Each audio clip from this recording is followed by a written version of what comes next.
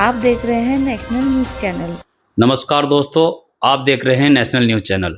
आज हम मौजूद हैं कारगी ग्रांट में, कारगी गांव में, जहां एक ऐसा मसला सामने आया है जो कि एक व्यक्ति ने कुछ साल पहले बैंक में रखी प्रॉपर्टी, मॉर्गेज हुई प्रॉपर्टी जो बंधक थी पहले से ऑलरेडी बैंक में, उसी को किसी अन्य व्यक्ति को बेच दी है। उनका ये कहना है कि जी चलो जो हुआ सो हुआ, अब बैंक का आप पैसा चुका दीजिए, मैं इसमें कोई कानूनी कार्रवाई नहीं करना चाह रहा। ये मामला पड़ोस का है, आपस का है और आपस में ही निपटा लिया जाए तो बेहतर है। लेकिन उस चीज़ का दूसरा व्यक्ति फ़ायदा उठा रहा है और लगातार एसएसपी के यहाँ एक प्रार्थना पत्र दे रहा है, जो थाने कोतवाली पटेल नगर में आ रही है, और थाना पटेल नगर कोतवाली में इस बंदे को बार बार बुलाया जा रहा है और परेशान किया जा रहा है। आइए जानते हैं उन्हीं से कि आखिर क्या है ये मामला। सर नमस्कार। नमस्कार। क्या मामला है सर ये? मामला ये है सर कि मेरा नाम शहजाद अली है, मैं कारगी का निवासी हूँ। 2020 में मैंने एक ज़मीन ली थी हाजी सुबान कुरैशी की घरवाली एहसानी बेगम से, उसके नाम वो ज़मीन थी। 400 लगभग कुछ मीटर थी, उसमें प्लॉटिंग एरिया मैंने उनसे लिया था। उसमें एक 15 फीट रोड डाल के लगभग 300 कुछ 70 या जो भी थी 400 गज के करीब ज़मीन बचती थी मौके पर। अब मैंने उनको टाइम पर अपना पेमेंट दे दिया, मैंने उनसे अटॉर्नी ले ली। अब मुझे फिर जो है भाई मैंने अटॉर्नी ले ली, पूरा फाइनल कर दिया उनका। अब हर चीज़ उन्होंने मुझे लिख के दी कि भाई साफ़ सुथरी ज़मीन है, कोई कुर्की नहीं है, कोई सड़नी है, कुछ नहीं है, हर चीज़ से क्लियर ज़मीन है। उन्होंने मुझे एग्रीमेंट भी यही चीज़ लिख के दी और अटॉर्नी में भी ले ली। अब मुझे मूल रजिस्ट्री की जो होती है, ओरिजिनल रजिस्ट्री, उसकी ज़रूरत पड़ रही थी इसमें।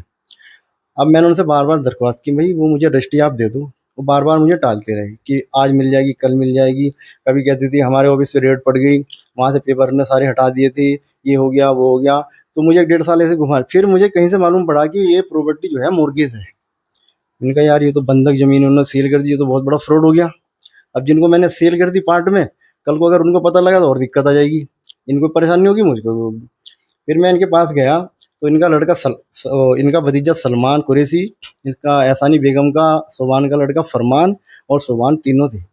मैं इनके घर पे गया, मैंने कहा भैया आपने जो है यार मॉर्गेज प्रॉपर्टी आपने सेल कर दी, आप बताते तो सुबान ने मेरे सामने हाथ जोड़ के कहा बेटे तुम्हारा बच्चे जैसा है, ये है वो है, हमारी मजबूरी थी, हमें पैसे देने थे, ये देने थे, और हम चुका देंगे बेटे बहुत जल्द, थोड़ा हमें टाइम दे दें, हमारी पेमेंट आने वाली है, हमारे यहाँ से आ रही है, वहाँ से आ रही है।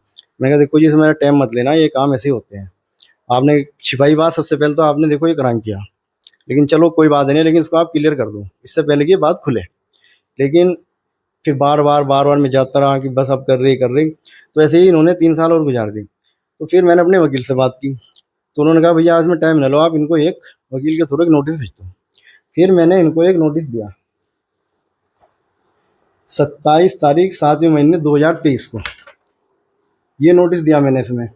इसमें वकील साहब ने मेरा पूरा लिख के ब्यौरा, ज़मीन की डिटेल, एक एक चीज़, कब रजिस्ट्री कैसे हुई, आपने जो है या तो इसको आप क्लियर कर दो, नहीं तो फिर आपके खिलाफ़ कानूनी कार्रवाई की जाएगी। उन्होंने इस नोटिस का मुझे कोई जवाब नहीं दिया। 2 महीने के बाद मैं फिर वकील साहब से बोलता हूँ, मैंने कहा कोई मुझे उनका जवाब नहीं आया रिटर्न में या कोई भी बात। तो वकील साहब ने फिर एक रिमाइंडर इनको और भिजवाया। ये 2 महीने बाद एक रिमाइंडर हमको और भेजा नोटिस वकील के थ्रू, वो ये है, ये गया है 14 तारीख 2023 नौवें महीने में। इसका भी इनका कोई जवाब मुझे नहीं आया। बार बार मैंने कहा यार अब बात हो कुछ हो, लेकिन इनसे हमारी कोई बात नहीं हो पाई, ना इन्होंने कोई मुझसे कांटेक्ट किया। फिर मैंने एट लास्ट आखिर में मुझे मजबूरी में एसएसपी साहब के यहाँ जाना पड़ा, कप्तान साहब के यहाँ। मैंने इनकी एक रिटर्न में तहरीर दी, ये मैंने दी इनकी 6 तारीख 11वें महीने 2023 में। तभी मेरे पास इनका कोई जवाब नहीं आया। तो फिर थाने से मुझे फ़ोन आता है कि आपने जो है सानी बेगम के नाम तहरीर दी है। मैंने कहा जी मैंने दी है, कि आप थाने आ जाओ। मैं थाने जाता हूँ तो वहाँ ये बोलते हैं कि जी पैसे तो इसने ही देने हैं।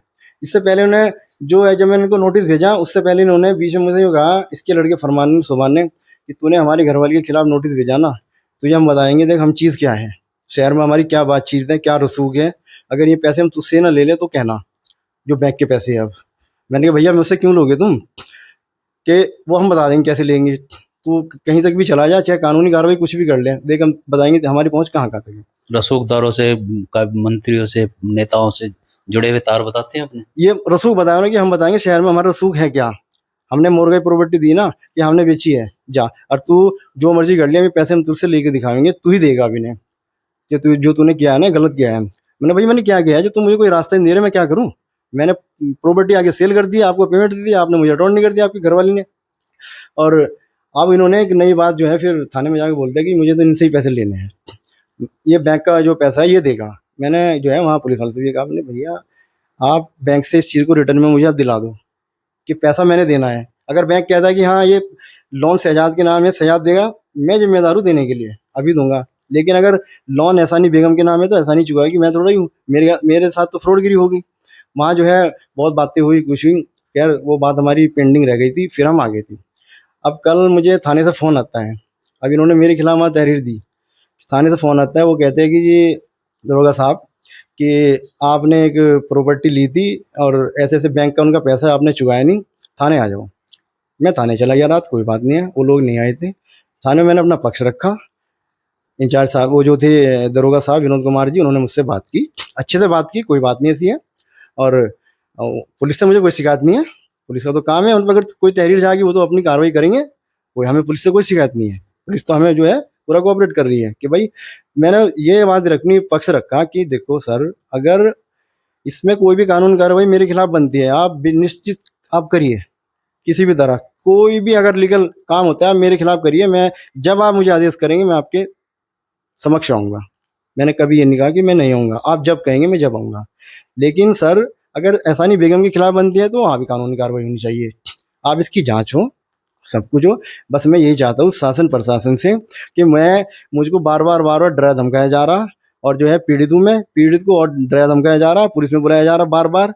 बस अगर कल को मेरे खिलाफ अगर कुछ भी ऐसे वैसी कोई बात होती है तो इसके जिम्मेदार सोबान कुरैशी, इसका लड़का फरमान कुरैशी और सलमान कुरैशी, ये तीनों होंगे इसके जिम्मेदार। सलमान कुरैशी का भतीजा है बुरहान का लड़का, सोबान कुरैशी का लड़का फरमान है। पिस्टल दिखाते हैं, बार बार कहते हैं पिस्टल कभी देखी है। मैंने भैया हम तो इन चीज़ों से बहुत दूर है, हमें नहीं पता पिस्टल गोलियां क्या होती है, हमें तो परिवार में किसने की कह रहा, हम तो देख रहे हैं कि तुझे ऐसा रास्ता बताएंगे तो सारी जिंदगी भर याद करेगा। इस तरह मुझे डरा धमकाया जा रहा। कल को ये भी आरोप लगाते हैं, कहते हैं कि अगर तूने रास्ता में ना दिया ना तो हम तो ये बताएंगे कि तूने अगर अपनी लिखित में जो रिटर्न में दे रखी है ना इसको वापस लेनी पड़ेगी तुझे, और ना लेना तो ये जाने किस किस केस में तुझे फंसा देंगे।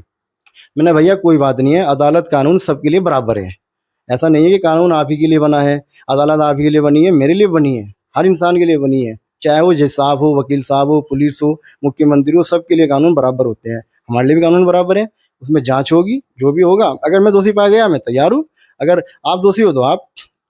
मैं तो बस शासन प्रशासन से ये अपील करता हूँ आपके चैनल के माध्यम से, आपका बहुत बहुत धन्यवाद कि आप आए, मेरी पीड़ा आपने सुनी और लोगों के सामने आपने रखी, शासन प्रशासन के सामने आपने मेरी पीड़ा रखी, आपका बहुत बहुत धन्यवाद इसके लिए। बस मैं आपके माध्यम से यही कहना चाहता हूँ कि मुझे इंसाफ मिले, और मुझे इंसाफ ना मिला तो फिर चाहे मैं थाने के सामने अपना आपको आग लगा लूँगा, लेकिन मैं इनसे हार नहीं मानेगा इस चीज़ में, क्योंकि मुझे नाजायज़ सताया जा रहा। बस मैं यही बात कहना चाहता हूँ। बस हमारे सामने जो व्यक्ति हैं वो डरे सहमे हैं, बड़ी गंभीरता वाला मैटर है, और ये आत्मदाह की भी धमकी दे रहे हैं अपने आप को कि मैं आत्मदाह कर लूँगा अगर मेरे साथ इंसाफ ना हुआ। हमारी भी शासन प्रशासन से यही अपील है कि ऐसे पीड़ित लोगों को इंसाफ दिलाया जाए, सच्चाई सामने आए, निष्पक्षता जांच हो। धन्यवाद, आप जुड़े रहें नेशनल न्यूज़ के साथ। धन्यवाद।